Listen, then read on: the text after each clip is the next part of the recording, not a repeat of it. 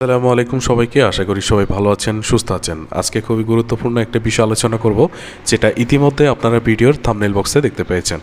আজকে আমাদের আলোচনার বিষয়, আমরা ভিডিও আপলোড করার কমেন্ট বক্সে থেকে আমরা যে কমেন্টগুলো পাই সেই পরিপ্রেক্ষিতে কিন্তু আমরা ভিডিওগুলো তৈরি করি। সেই ক্ষেত্রে আপনার পছন্দনীয় ব্যাংক সম্পর্কে জানতে আপনি অবশ্যই ভিডিওর নিচে কমেন্ট করে যাবেন। গত সময়ে আমরা দেখেছি যে আমাদের ভিডিও কমেন্ট বক্সে জানতে চেয়েছেন যে উত্তরা ব্যাংকের এফডিআর সম্পর্কে। সেই ক্ষেত্রে আমরা উত্তরা ব্যাংক পিএলসির আজকে আপনি যদি 1 লক্ষ টাকা 2026 সালে এসে জমা রাখেন, সেই ক্ষেত্রে আপনি 1 লক্ষ টাকার বিপরীতে কত টাকা প্রফিট পাচ্ছেন আজকে বিষয়টি এখান থেকে জানতে পারবেন। সেজন্য আপনাকে অবশ্যই পুরো ভিডিওটি দেখতে হবে, তাহলে প্রত্যেকটি বিষয় আপনি বুঝতে পারবেন। আপনি কোথায় যাবেন এবং কিভাবে অ্যাকাউন্টটি করবেন, কি কি কাগজপত্র আপনার লাগবে, সব কিছু আপনি এখান থেকে জানতে পারবেন। এছাড়া আমাদের ভিডিও দেখতে পাচ্ছেন যে অনেকগুলো আমরা আপলোড করেছি বিভিন্ন ব্যাংক সম্পর্কে। সেই জন্য নিত্য নতুন যে সকল ভিডিও আমাদের আগামীতে আসবে, সেই জন্য অবশ্যই আপনাকে আমাদের এই চ্যানেলটিকে সাবস্ক্রাইব করতে হবে। ওকে, আমরা চলে যাচ্ছি প্রথমত উত্তরা ব্যাংক পিএলসিতে, কারণ এখান থেকে আমাদেরকে জানতে হবে যে তাদের ফিক্সড ডিপোজিট সম্পর্কে, তারা ফিক্সড ডিপোজিট সম্পর্কে কী বলেছে এবং ফিক্সড ডিপোজিটের কত পার্সেন্ট করে তারা রেট দিচ্ছে সে বিষয়। এই জন্য আমরা উত্তরা ব্যাংক পিএলসির যে ওয়েবসাইটটি আছে এখানে চলে আসছি। এখানে আসার পর দেখতে পাচ্ছেন আদার্স নামে একটা অপশান আছে, নিচে তারা ইন্টারেস্ট রেট নামে একটা অপশান আছে, সেখানে ক্লিক করব। ক্লিক করার পরে দেখতে পাচ্ছেন যে তাদের এখানে ইন্টারেস্ট রেটগুলো চলে আসছে। আমাদেরকে বলা হয়েছে ইন্টারেস্ট রেট ডিপোজিট প্রোডাক্টস। এরপরে আমরা দেখব যে এখান থেকে খুঁজে বের করব তাদের যে এফডিআর সিস্টেমটি আছে সেখানে তারা কত টাকা করে বা কত মাসের জন্য তারা স্কিমগুলো চালু রেখেছে। দেখতে পাচ্ছেন যে এখানে 2 নম্বর পয়েন্টেই কিন্তু তারা ফিক্সড ডিপোজিট সম্পর্কে বলেছে। তারা বলেছে যে 3 মাস এবং তার থেকে বেশি 6 মাস পর্যন্ত এর মধ্যে আপনারা যদি সেখানে টাকা রাখেন, সেক্ষেত্রে তারা 9.25% করে পার্সেন্টেজ হারে লাভ দিবে। তারা আবার বলেছে যে আমাদের আরেকটি স্কিম আছে 6 মাস থেকে 1 বছর পর্যন্ত, এর ভিতরে কোনো মেয়াদে আপনি যদি টাকা রাখেন সেক্ষেত্রে 9.5% করে প্রফিট দিবে। এর বাইরে তারা বলেছে 1 থেকে 5 বছর পর্যন্ত আপনারা যদি আমাদের ব্যাংকে টাকা রাখেন সেক্ষেত্রে 9.75% করে প্রফিট দিচ্ছে। এখন এখানে যে পার্সেন্টেজগুলো দেখতে পাচ্ছেন, তারা পার্শ্ববর্তীতে দেখতে পাচ্ছেন যে তারা পরিবর্তনের রেট বা পরিবর্তনের যে তারিখ, সে তারিখটা উল্লেখ করেছে। এখন এখানে যে রেটগুলো আছে এটা কিন্তু তাদের নির্দিষ্ট কোনো রেট নয়, তারা চাইলে কিন্তু পরবর্তীতে আবার এটা কিন্তু পরিবর্তন করতে পারবে। তবে যেহেতু বর্তমানে এই রেটটি কার্যকর, সেক্ষেত্রে আমরা এই রেট অনুযায়ী বের করব যে তাদের কত পার্সেন্ট করে আমাদেরকে দিচ্ছে এবং এই পার্সেন্টেজ হারে আমরা কত টাকা লাভ পাচ্ছি। সেই জন্য আমরা এই যে রেটগুলো আমরা কিন্তু এখানে একটা এক্সেল শিট তৈরি করেছি। এখানে আমরা বলেছি যে Uttara bank PLC fixed deposit 2026, বাম পাশে হচ্ছে আমাদের টাকার অ্যামাউন্ট দেওয়া আছে। এখানে আমাদের 1 লক্ষ টাকা আমরা জমা রাখবো। এরপরে নিচে লিখেছি উৎসে কর বা পার্সেন্টেজ, যেটা ব্যাংক কর্তৃপক্ষ বা অন্য ক্ষেত্রে আমাদেরকে নাও বলতে পারে, সেই ক্ষেত্রে আমরা এখানে উৎসে করের বিষয়টি দিয়েছি। এবার হচ্ছে যে ট্যাক্স কাটার পর আপনি কত টাকা পাচ্ছেন সে বিষয়টি আমরা এখানে দিয়েছি।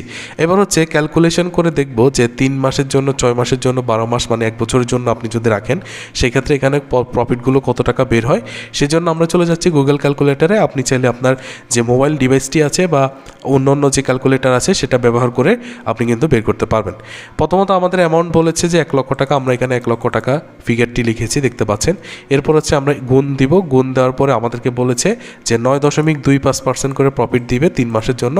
সেক্ষেত্রে আমরা এখানে প্রফিটটি লিখেছি, তারপর হচ্ছে পার্সেন্টেজ দিব। দেওয়ার পর ইকুয়ালে ক্লিক করার পর দেখতে পাচ্ছেন যে আমাদের একটা রেজাল্ট আসছে 9,250। এই 9,250 কিন্তু আমার 1 বছরের প্রফিট, কিন্তু আমাকে বের করতে হবে 3 মাসের। সেই ক্ষেত্রে আমরা এখানে ভাগ দিব প্রথমে 12, আমরা 12 দিয়ে ভাগ দেওয়ার পরে আমরা 1 মাসে পাচ্ছি 770 টাকা। তার মানে 1 লক্ষ টাকা আপনি যদি উত্তরা ব্যাংকে রাখেন সেক্ষেত্রে মাসে আসে 770 টাকা। কিন্তু এই লাভটি উত্তোলন করার জন্য আপনাকে 3 মাস অপেক্ষা করতে হবে। সেক্ষেত্রে আমরা গুণ দিব 3, দেওয়ার পরে আমরা 3 মাসে পাচ্ছি 2,312 টাকা। দশমিকের পরে 5 আছে, সেক্ষেত্রে আমরা এখানে 13 টাকাও ধরতে পারি। এবার হচ্ছে এখান থেকে আমাদেরকে উৎসে করের যে বিষয়টি, আমরা বলেছিলাম যে উৎসে কর যে ট্যাক্সটা কাটে সাধারণত হচ্ছে 15% এবং 10%। আপনি যদি টিন রিটার্ন স্লিপ বা হচ্ছে টিন সার্টিফিকেট অ্যাকাউন্ট করার সময় জমা দিয়ে থাকেন সেক্ষেত্রে আপনার থেকে 10% কাটবে। আর যেহেতু অনেকের ক্ষেত্রে হচ্ছে টিন সার্টিফিকেট নাই বা অনেকের কাছে টিন সার্টিফিকেট থাকে না, সেক্ষেত্রে অনেকেই দিতে পারে না, সেক্ষেত্রে 15% কাটবে। সেই জন্য আমরা 15% ধরে হিসেবটি করেছি। এবার দেখতে পাচ্ছেন যে আমাদের ক্যালকুলেশন অনুযায়ী 1965 টাকা। আমরা এখানে যেহেতু দশমিকের পরে 6 আছে, আমরা এখানে 66 ধরতে পারি, তার মানে হচ্ছে 1966 টাকা। তাহলে এখান থেকে বুঝতে পেরেছেন যে ক্যালকুলেশনটা আমরা কীভাবে করেছি। 1 লক্ষ টাকা আপনি যদি 3 মাসের জন্য উত্তরা ব্যাংক পিএলসিতে বর্তমানে রাখেন, সেক্ষেত্রে আপনি 3 মাস পরে 1965 টাকা পাচ্ছেন। এটাকে একটু ভাগ দিয়ে আমরা 3 দিতে পারি, তাহলে আমরা প্রতি লাখের হিসাবটা বের করতে পারবো। প্রতি লাখে তাহলে আমাদের 655 টাকা প্রতি মাসে পাচ্ছি। ওকে, এবার হচ্ছে সবগুলো ক্যালকুলেশন করলে আসলে ভিডিওটি অনেক বড় হয়ে যাবে, সেক্ষেত্রে আমরা আগে থেকে যে ক্যালকুলেশনগুলো বের করে রেখেছি এগুলো হচ্ছে আমরা এখান থেকে বসিয়ে দিতে চাই। ওকে, এবার দেখতে পাচ্ছেন যে আমরা ক্যালকুলেশনগুলো এখানে বের করে রেখেছি, যেহেতু আগে থেকে আমাদের বের করা ছিল, না হলে ভিডিওটি অনেক বড় হয়ে যেত। তো এইবার দেখতে পাচ্ছেন যে 1 লক্ষ টাকা আপনি যদি 3 মাসের জন্য রাখেন, সেক্ষেত্রে ট্যাক্স কাটার পর আপনি প্রত্যেক 3 মাস অন্তর 1964 টাকা উত্তোলন করতে পারবেন। এবার হচ্ছে আপনি যদি 1 লক্ষ টাকা 6 মাসের জন্য উত্তরা ব্যাংকে রাখেন, সেক্ষেত্রে আপনার মূল টাকা হচ্ছে 4750। এখান থেকে উৎসে কর কাটা যাবে, তারপর আপনি ট্যাক্স কাটার পর পাচ্ছেন 4038 টাকা। এবার আপনি যদি 1 বছরের জন্য উত্তরা ব্যাংকে 1 লক্ষ টাকা জমা রাখেন, সেক্ষেত্রে 9750 টাকা পাচ্ছেন। এখান থেকে কিন্তু 1463 টাকা আপনার উৎসে কর কাটা যাবে, বাকি 8288 টাকা আপনি পাচ্ছেন। এখানে কিছু প্রশ্ন আপনাদের থাকতে পারে, সেই প্রশ্নগুলো অবশ্যই বলবো। সেটা হচ্ছে যে অনেকে হচ্ছে 3 মাস বা 6 মাস বা 1 বছরের জন্য এফডিআরটি করেছেন। এই ক্ষেত্রে অনেকে হয়তো বলতে পারেন যে আমার যেহেতু এখনও মেয়াদ পূর্ণ হয়নি, মানে 1 বছরের জন্য আপনি যেহেতু করেছেন, সেই ক্ষেত্রে দেখতে পাচ্ছেন যে আপনার 4 মাসের মাথায় 5 মাসের মাথায় হঠাৎ করে টাকাগুলোর প্রয়োজন হয়েছে। সেক্ষেত্রে অবশ্যই অনেকে জিজ্ঞেস করতে পারবেন আমি কি টাকাগুলো নিয়ে যেতে পারবো কি না। অবশ্যই আপনি টাকা উত্তোলন করতে পারবেন, তবে সেক্ষেত্রে আপনি যে লাভ পাওয়ার কথা ছিল এখানে সেই লাভ পাবেন না। ব্যাংক কর্তৃপক্ষ তাদের নিজস্ব যে সার্ভিস চার্জ আছে সেটা অবশ্যই আপনার মেইন টাকা থেকে কাটা যাবে। এবার আরেকটি বিষয় হচ্ছে, অনেকে বলতে পারেন যে আমি 3 মাসের জন্য করেছি, তো 3 মাসের পরে পরবর্তী সময় আমার যখন 3 মাস পূর্ণ হয়ে যাবে, পরবর্তীতে কি আমাকে নতুন করে করতে হবে কিনা। এই ক্ষেত্রে বিষয়টি হচ্ছে আপনি যদি 3 মাসের জন্য টাকাগুলো জমা রাখেন, আপনার যে লাভটা 3 মাস পরেই ঢুকবে, এবং পরবর্তী 3 মাসের জন্য কিন্তু আপনার অটোমেটিক্যালি স্বয়ংক্রিয়ভাবে এটা কিন্তু আবার পুনরায় চালু হয়ে যাবে। সেই ক্ষেত্রে আপনাকে নতুন করে আবার করতে হবে না, এটা প্রতি 3 মাস অন্তর কিন্তু অটোমেটিক্যালি চলতেই থাকবে। এবার নিচে আমরা একটা নোটস দিয়েছি, এই নোটটা খুবই গুরুত্বপূর্ণ।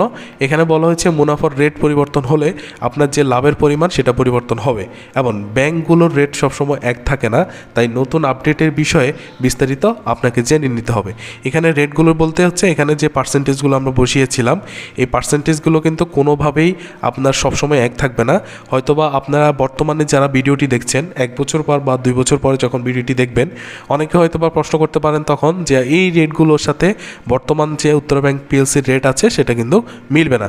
সেই ক্ষেত্রে নতুন আপডেটের সম্পর্কে অবশ্যই আপনাকে জেনে নিতে হবে।